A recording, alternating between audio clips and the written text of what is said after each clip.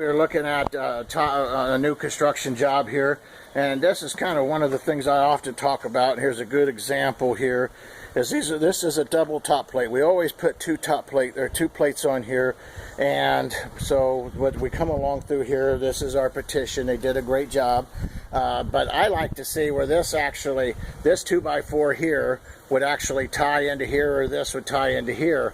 You can't have both in this application, but I'd like to see these actually tied together, so as it actually makes for a stouter wall, and you don't want any kind of movement. The more joints that you have like this, where it's not interlocked, you have a better opportunity for nail pops and whatnot to happen. So it's just a way of doing it to make it a little bit stronger. But there is no absolute that they did it right or wrong. That's St. Louis practice. And but anyway, I wanted to show that to you, and I hope this has been educational and you've enjoyed it. You have a great day, and if you ever have a new home or a construction remodel on a room addition, give us a call. We can come out there, take a look at it, make sure that it's being done right and you're not getting ripped off. Galloway Building Services. Thank you. Have a great day.